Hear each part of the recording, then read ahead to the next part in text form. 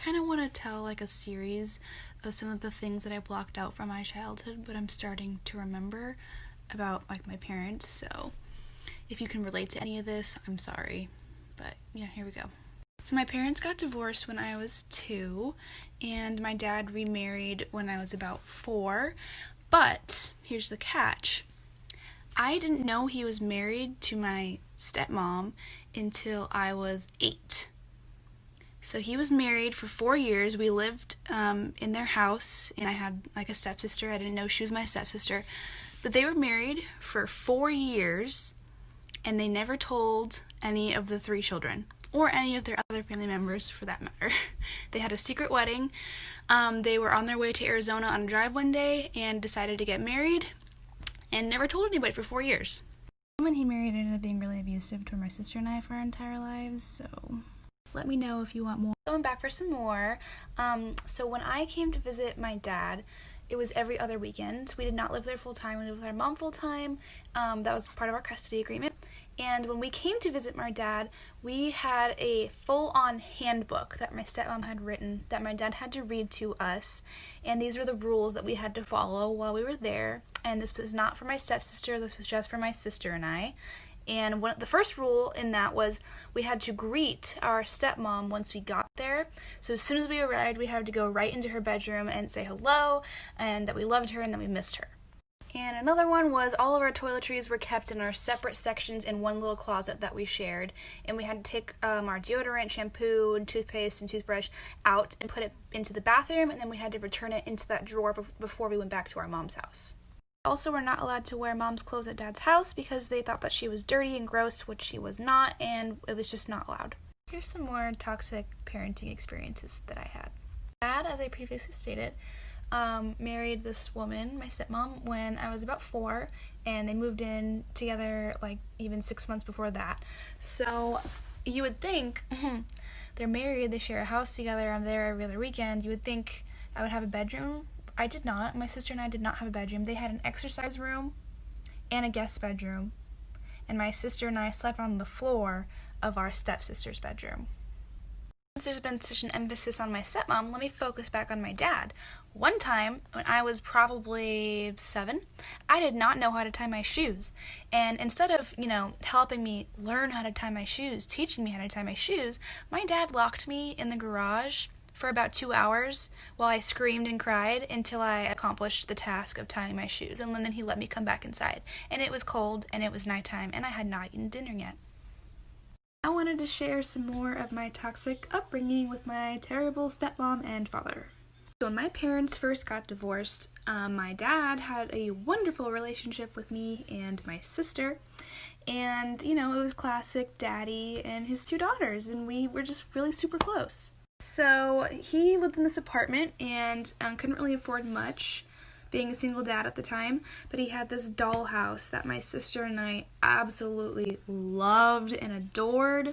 We would sleep in it sometimes, he would play house with us, and it was just like the best thing on planet Earth to us. Well, when our stepmom came along, she decided that we were too old for the dollhouse and convinced my dad to get rid of it. By the way, I was 3 years old, and my sister was 5 years old. Also, I was too old, apparently, to call my dad daddy, and was not allowed to hold his hand anymore as I crossed the street, and I was 3 years old. I was a sophomore in high school. I no longer went to my dad's house, but I had some terrible news that my dad's sister, my aunt, was going to be passing away. She had cancer for a long time, and so he wanted us to go together to kind of go say goodbye to her. So my sister and I agreed, and I'm going to tell that story. She came inside for approximately a minute, and then promptly went back outside and sat in the car, and I looked at the window and she was reading a book in the car. Dying aunt said, I'm gonna say, Cindy, where's Cindy? I would like to see Cindy. Proceeded to ask if Cindy was okay.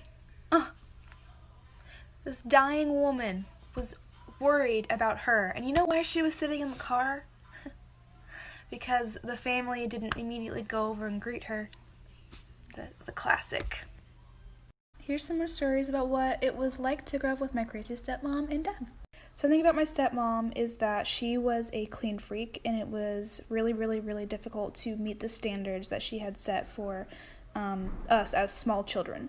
I can name hundreds of times where I was banned from being at my dad's house by them for missing a crumb. I'm not even exaggerating, a literal crumb on the counter, or instead of putting the crumb in the trash, maybe I just brushed it onto the floor. That is a specific example, actually. And she would actually like catch me do that by mistake, and I would be banned from coming back to my dad's house. Usually for like a weekend, maybe 2 as my punishment. Had to use a towel every single time I ate on my chair. Wasn't allowed to eat anything with maple syrup ever the entire time growing up. Had to do our laundry every time we visited, even if we just wore one thing. There's so much more. Part I don't know what of horrible parenting. When I was a senior in high school, I moved in with my dad and my crazy stepmother. And was it a terrible mistake? Yes, but I made it for a reason. I'll talk about that on another day. It was the end of my senior year. There was a lot of issues going on in the house between my stepmother and me. But one particular issue really kind of takes the cake. I was informed when I was at school that my stepmom was going to be giving my bedroom furniture away to my stepsister because she was in college while I was at school. So I came home and I did not have a bed or a dresser anymore. Hit my head, so that's why it's red. But basically she told me that I had to get my own furniture for my bedroom. My dad, of course, does nothing about this. My boyfriend's parents had an extra furniture set that they brought for me, and she had the audacity to ask them to hurry up when they brought it for me. Needless to say, his family does not like my family. Part whatever of the Toxic Parent series. As I said previously, I moved in with my dad and my stepmom my senior year. Was it a horrible mistake? Yes, but we're moving on from that. Here we go. In the morning, it was my job to get the dog up and ready and take him outside to go pee while I got ready for school. One particular morning, my dog was acting kind of funny, and I touched him, and he wasn't moving, and he had sadly passed away in the night due to a heart attack. So I skipped school, and we take him to the crematorium together, and it was like a really, really emotional day. So we're hugging, right? And then all of a sudden, she goes, things could be like this all the time if you just weren't such a bitch. Then she proceeds to call me a bunch of names and say all the things that I've done wrong and how I should move on from my childhood, and the list goes on. So this was a requested video of the current relationship that I have with my stepmom and my dad. This is also going to be a 2-parter, so I apologize for that. As I stated before, I moved in with my dad my senior year of high school due to complications with my mom. I spent about 3 years not going over to his house to avoid my stepmom, and he would come to me and we would go see a movie or go get lunch or something like that once a week. Moving in with him was a really difficult decision, but I had to make it for my mental health due to those complications, and it seemed like my stepmom might have made progress in the right direction to wanting to build some kind of relationship with me and my sister. So that is what I decided to do. Spoiler alert, she did not change. I'll tell stories of what happened during that year. Needless to say though, it was terrible. This is part 2. Where we left off, my senior year living with my dad and my stepmom was horrible. Primarily having to do with my stepmom, but also my dad too. When I moved out, I told my dad that I would never be speaking to my stepmom again, and I meant it. I only had to speak to her once since I graduated high school, which was 4 years ago, and that was because my dad had cancer, and it was a necessity, obviously. I do not currently speak to my dad. I haven't really spoken to him since September. I will explain in a different video that whole thing, but yeah, I don't really speak to my dad right now. The things that I went through have severely impacted my adult life and will continue to do so, and until my dad and my stepmom can recognize the pain that they put me through, apologize for it, and try to move on with me, this is how it's going to be. I'm not saying I think that that's going to happen. I don't live in a fantasy world. I'm just saying this is what our relationship will be, and I am okay with that. I was discussing my stepmom with a friend the other day, and I was reminded of how crazy this story is that I'm about to tell. So we would hang out with our neighbor and our stepsister. We were all within the same age range. My stepsister is 1 year older than me, and my sister is 2 years older than me.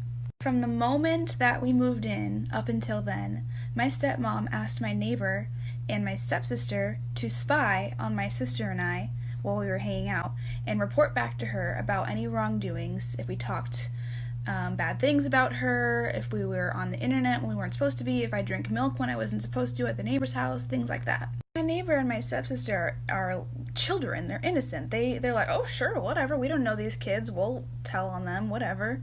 For a large portion of my childhood, I had eyes on me at all times without even knowing. From a child's perspective, she became this like all-knowing being that I could never please.